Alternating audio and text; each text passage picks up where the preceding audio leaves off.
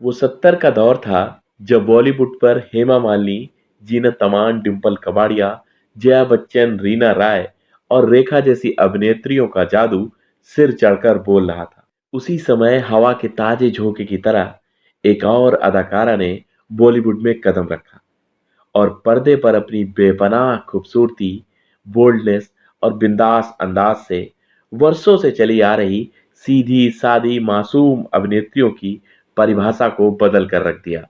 आपने परवीन बॉबी जी की फिल्में तो जरूर देखी होंगी, लेकिन आज मैं इस वीडियो में आपको परवीन बॉबी जी के बारे में कुछ ऐसे अनोखे आश्चर्यजनक तथ्य बताने जा रहा हूं जो आपने किसी एक सिंगल वीडियो में यकीनन नहीं देखे होंगे। कौन थे वो मशहूर क्रिकेटर जिनके साथ परवीन बॉबी ने अपनी पहली फिल्म की? पड़ोसी देश पाकिस्तान के किस मशहूर शख्स के साथ इनकी एंगेजमेंट भी हो गई थी? क्यों उतार दिए थे इस ग्लैमरस गर्ल ने बीच सड़क में अपने सारे कपड़े? आखिर क्या कहानी है बिग बी अमिताभ बच्चन जी के परवीन बॉबी जी को जान से मरवाने की? बॉलीवुड की इस अनोखी अदाकारा की आखिर क्या थी आखिरी इच्छा जो कि कभी पूरी न हो सकी? क्या ऐसा हो गया कि बॉलीवुड की सुपरस्टार एक्ट्रेस को एयरपोर्ट से बेड़ियों में बांधकर लाना पड़ा? तो नमस्कार दोस्तों, स्वागत है आप सभी का आपके अपने favourite YouTube channel beautiful Bollywood. Video के अंत में आपको हम ये भी बताएंगे कि जिस मशहूर अदाकारा का अंतिम समय में कोई साथ देने वाला नहीं था, जिसकी लाश सड़ सी गई थी, उस शख्स की अपार मिल्कियत आखिर किसको मिली? परवीन बाबी का पूरा नाम परवीन वली मोहम्मद अली खान था। उनका जन्म 4 अप्रैल 1949 को गुजरात के जूनागढ़ में हुआ था। परवीन अपने माता पिता की इकलौती संतान थी। वे अपने माता पिता की शादी के लगभग 14 साल बाद पैदा हुई थी। 10 वर्ष की छोटी सी उम्र में ही उनके पिता का देहांत हो गया। परवीन बाबी की शुरुआती पढ़ाई अहमदाबाद के माउंट कार्मेल हाई स्कूल में हुई थी। अहमदाबाद में ही उन्होंने जेवियर्स कॉलेज से इंग्लिश ऑनर्स की पढ़ाई पूरी की। पढ़ाई के साथ साथ परवीन बॉबी जी मॉडलिंग में कैरियर तलाश रही थी। इसी दौरान उन पर प्रसिद्ध निर्माता निर्देशक बी आर इसारा की नजर पड़ी। जब बी आर इसारा ने उन्हें देखा, उस वक्त उन्होंने मिनी स्कर्ट पहनी हुई थी। उस समय उनके हाथ में सिगरेट भी थी।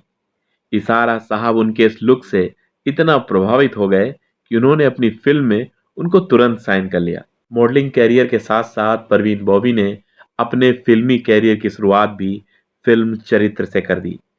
इस फिल्म में एक्टर थे क्रिकेटर सलीम दुर्रानी। वो अलग बात थी कि परवीन बॉबी की पहली फिल्म बॉक्स ऑफिस पर बुरी तरह से फ्लॉप हुई, लेकिन इसके बाद भी परवीन बॉबी ने कभी पीछे मुड़कर नहीं देखा। फिल्म जगत में एंट्री लेने के बाद परवीन बॉबी के वेस्टर्न लुक ने सबको उनका दीवाना बना दिया। साल 1974 परवीन बॉबी के लिए बेहद खास साबित हुआ। इस साल वे अमिताभ बच्चन के साथ फिल्म मजबूर में नजर आई। ये फिल्म सिनेमा घरों में सुपरहिट साबित हुई और इसके बाद से परवीन बॉबी का कैरियर तेज रफ्तार से बॉलीवुड की पटरियों पर दौड़ने लगा। जिस दौर में बॉलीवुड हसीनाएं अमिताभ बच्चन जी के साथ काम करने के लिए तरसती थीं, उस दौर में परवीन बॉबी अमिताभ बच्चन के साथ लगातार हिट पर हिट फिल्में दिए जा रही थी। फिर चाहे वो दीवार फिल्म हो, सुहाग, अमर अकबर एंथोनी, कालिया, काला पत्थर, शान और नमक हलाल जैसी तमाम फिल्में सफलता के नए रिकॉर्ड तोड़ रही थीं। इन दोनों की जोड़ी को इतना पसंद किया गया कि उनके अफेयर्स की बातें सरेआम होने लगी।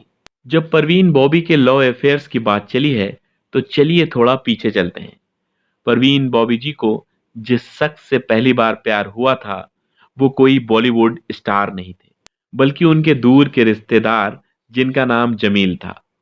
जमील पाकिस्तान इंटरनेशनल एयरलाइंस में पायलट थे। वैसे ये वाकया उस समय का है जब परवीन बॉबी 1969 में कॉलेज में पढ़ा करती थी और परवीन बॉबी को जमील से बेहद प्यार हो गया था। 1969 में दोनों की सगाई भी हो गई थी, लेकिन जब 1971 में भारत पाकिस्तान के बीच युद्ध छिड़ा, तो परवीन की अम्मी ने सगाई तोड़ दी अब बहुत कम लोग जानते होंगे कि परवीन बॉबी का अफेयर बॉलीवुड एक्टर डैनी डिंजोप्पा के साथ भी रहा। 70 के दशक में डैनी डिंजोप्पा और परवीन बॉबी दोनों करीब 4 साल तक रिश्ते में रहे। दोनों बिना शादी किए साथ रहते थे, जो उस वक्त बहुत बड़ी बात मानी जाती थी। बाद में दोनों आपसी सहमत से अलग हो गए। खबरों की माने तो डैनी परवीन की मानसिक हालात को देखकर डर गए थे। हुआ यूं कि एक दिन डैनी ने मस्ती में परवीन के घर पर रखा हुआ शंख बजा दिया, तो परवीन बॉबी अचानक बुरी तरह से घबरा गई। ये पहली बार था कि डैनी को महसूस हुआ कि परवीन बॉबी के साथ कुछ तो गड़बड़ है। इसके बाद धीरे धीरे कई वाकये ऐसे ही हुए। हालांकि ब्रेकअप के बाद परवीन बॉबी डैनी के घर पर अक्सर जाया करती थी और उनके बेडरूम में बैठकर वीसीआर देखा करती थी। इधर डैनी के साथ रिश्ते खत्म ही हुए थे कि 70 के दशक में परवीन बॉबी की एक फिल्म आई जिसका नाम था बुलेट। इस फिल्म के हीरो थे कबीर बेदी। फिल्म में एक साथ काम करने के साथ साथ परवीन बॉबी और कबीर बेदी के रिश्ते भी परवान चढ़ने लगे थे। कबीर बेदी के प्यार की खातिर परवीन बॉबी ने अपने कैरियर तक को छोड़ दिया और उनके साथ यूरोप शिफ्ट हो गई। लेकिन वहां कबीर काम में इतना मशगूल हो गए कि परवीन को लगने लगा कि उन्हें नजरअंदाज किया जा रहा है। लिहाजा कुछ समय बाद दोनों की राहें जुदा हुईं और परवीन बॉबी वापस लौट आईं। 1977 में परवीन बॉबी को एक बार फिर प्यार हुआ और ये बैड लक ही है कि इस बार भी परवीन बॉबी का दिल शादीशुदा शख्स पर आया। वो शख्स थे महेश भट्ट। महेश भट्ट और परवीन बॉबी का अफेयर 1977 में शुरू हुआ था। उस वक्त परवीन बॉबी इंडस्ट्री की टॉप सुपरस्टार बन चुकी थी, जबकि महेश भट्ट फिल्म मेकर के तौर पर सफलता पाने के लिए स्ट्रगल कर रहे थे। महेश अपनी पत्नी लॉरेन ब्राइट और बेटी पूजा भट्ट को छोड़कर परवीन के फ्लैट में रहने लगे। परवीन बॉबी के साथ रहते हुए महेश भट्ट को लगने लगा था कि परवीन बॉबी जी के साथ कुछ तो दिक्कत है। 1979 में दीवार फिल्म की शूटिंग के दौरान होने वाले एक वाक्य का जिक्र करते हुए महेश भट्ट साहब कहते हैं कि शूटिंग चल रही थी, अचानक परवीन डर जाती हैं और एक चाकू लेकर कहती हैं कि यहाँ मुझे मारने की कोशिश हो रही है, ये झूमर मुझ पर ये लोग गिराना चाहते हैं। इस तरह बोलती हुई मेरा हाथ पकड़कर मुझे बाहर ले आती हैं। परवीन की ये सब हरकतें लगातार बढ़ती जा रही थीं।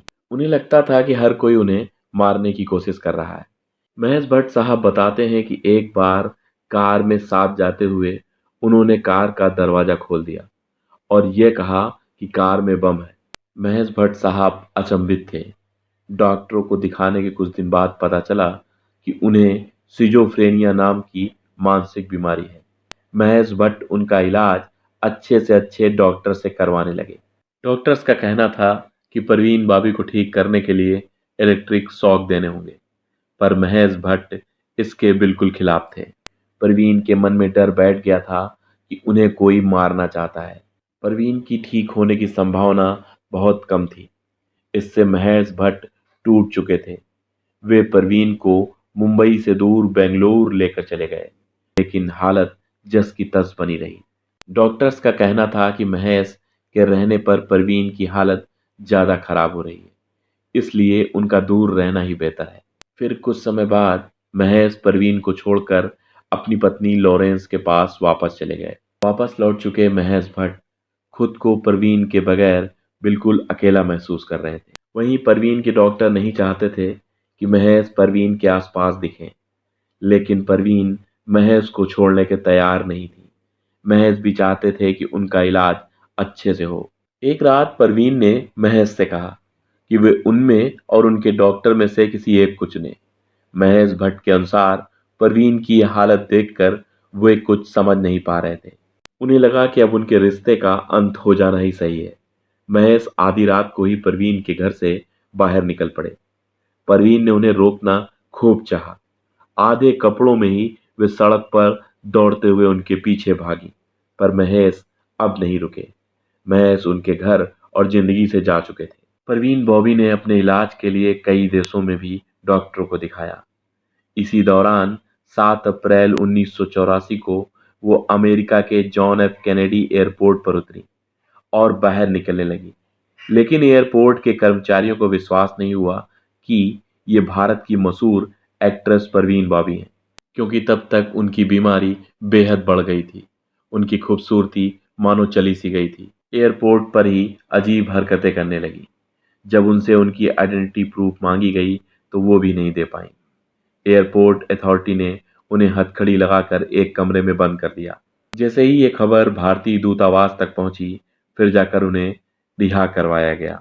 जब वो भारत लौटी तो उन्होंने सुपरस्टार अमिताभ बच्चन पर भी न जाने कितने आरोप लगा दिए। अमिताभ बच्चन एक सुपर इंटरनेशनल गैंगस्टर हैं। वो मेरी जान के पीछे पड़े हुए हैं। उनके गुंडों ने मुझे किडनैप कर लिया था। किडनैप करके मुझे एक आइसलैंड पर रखा गया था। उसी आइसलैंड पर उन्होंने मेरी सर्जरी कर मेरे कान के नीचे एक चिप लगा दी है। इस चिप की मदद से वो मुझ पर नजर रखना चाहते हैं। हाँ, भारत आकर परवीन बाबी ने ऐसे इंटरव्यू दिए। इतने सब के बाद लोगों ने मान लिया कि परवीन बाबी की हालत सच में बहुत ज्यादा खराब हो गई। उनके घर की जब बिजली जाती तो वो कहने लगती कि इंटरनेशनल माफिया ने उन्हें हैरेस करने के लिए बिजली कटा दी है। इन्होंने अपनी मौत की साजिश रचने में अमिताभ बच्चन ही नहीं, bill Clinton, Robert Redford, Prince Charles और अल गोर जैसी फेमस हस्तियों पर आरोप लगाया। पर कोई भी सबूत पेश न कर पाने के कारण ये सारे आरोप खारिज हो गए। 3 दिनों तक जब गेट के बाहर से अखबार और दूध किसी ने नहीं उठाया, तब आसपास रहने वाले लोगों ने पुलिस को खबर दी। पुलिस पहुंची और दरवाजा तोड़कर घर में घुसी। पता चला कि एक युग का अंत हो चुका है। एक समय हिंदी फिल्मों की सुपरस्टार, सेक्स सिंबल और पता नहीं क्या क्या रही परवीन बाबी अब नहीं थी। जब वो एक्टिव थीं, तब उनके घर के बाहर प्रोड्यूसर्स अपनी फिल्में साइन करवाने के लिए बाकायदा लाइन में खड़े होकर उनका इंतजार करते थे। आज उसी अदाकारा के मरने की खबर तब लगी जब पुलिस ने दरवाजा तोड़ा। पोस्टमार्टम से पता चला कि उन्हें काफी समय से डायबिटीज था। इसकी वजह से उनकी पाँव में गैंग्रीन हो गया था। कभी अंतिम वक्त में जब कोई उनके साथ नहीं खड़ा था, पर उनके मरने के बाद उनकी मिल्कियत के लिए सभी लोग आगे बढ़ बढ़ के आ रहे थे। इसके बाद कोर्ट के आए फैसले ने परवीन बाबी का घर, जूही स्थित 4 बेडरूम वाला फ्लैट, जूनागढ़ की हवेली, जेवर, बैंक में रखा 20 लाख रुपए का फिक्स डिपॉजिट और अन्य पूंजी को लेकर चल रहे लंबे विवाद को खत्म किया। कोर्ट ने कहा कि वसीयत के मुताबिक परवीन की 80% संपत्ति का इस्तेमाल केवल ट्रस्ट बनाने में होगा, जो गरीब महिलाओं और बच्चों की मदद करेगा। परवीन बाबी का ये ट्रस्ट उनके 82 साल के चाचा मुराद खान बाबी चलाएंगे। इसके अलावा परिवार के किसी भी सदस्य को इस वसीयत में से कुछ नहीं मिलेगा। अपने अंतिम समय में परवीन बाबी ने ईसाई धर्म अपना लिया था और उनकी अंतिम इच्छा यही थी कि उनके मरने के बाद ईसाई धर्म के अनुसार उनको दफनाया जाए। लेकिन मरने के बाद उनके रिश्तेदारों ने उनको मुस्लिम रीत रिवाज से उनकी मां के कब्र के पास ही दफनाया। वैसे 1976 में मशहूर टाइम मैगजीन ने परवीन बाबी को अपने कवर पेज पर जगह दी। परवीन बाबी टाइम मैगजीन के कवर पर छपने वाली बॉलीवुड की पहली हस्ती बनी। भले ही आप आज परवीन बाबी को भूल चुके हों, पर परवीन बाबी के दीवानों की लिस्ट बहुत लंबी है। बॉब किस्टो ऑस्ट्रेलियन थे। परवीन बॉबी से मिलने आए और मुंबई बस गए। जीवन भर सच्चे प्यार को तरसती रही परवीन बॉबी भले ही आज हमारे बीच नहीं है, पर आप बताइएगा, आपको परवीन बाबी की जोड़ी किस हीरो, किस एक्टर के साथ सबसे अच्छी लगती है? परवीन बाबी का नाम सोचते ही कौन सी ऐसी फिल्म है जो आपकी आंखों के सामने आ जाती है? उन पर फिल्माया गया कौन सा ऐसा गाना जो आपको सबसे अच्छा लगता है? आप इन सवालों के जवाब जरूर दीजिएगा, क्योंकि भले ही आज हमारी परवीन बाबी हमारे बीच नहीं है, पर आपका एक उत्तर उनके लिए श्रद्धांजलि होगा। वैसे आपने वीडियो को अंत तक देखा, इसके लिए बहुत बहुत शुक्रिया। और आप चैनल को तो सब्सक्राइब करते नहीं, पर प्लीज अगर वीडियो आपको थोड़ा सा भी अच्छा लगा हो तो प्लीज़ वीडियो को लाइक ज़रूर कर दीजिएगा। आपका एक छोटा-सा लाइक मेरे द्वारा किए गए 15 से 20 घंटों की मेहनत को और हिम्मत देता है और हमें और मेहनत करने के लिए प्रोत्साहित करता है। चलिए मिलते हैं अगले वीडियो में और जानकारी और मनोरंजन के साथ। जय हिंद, जय भारत।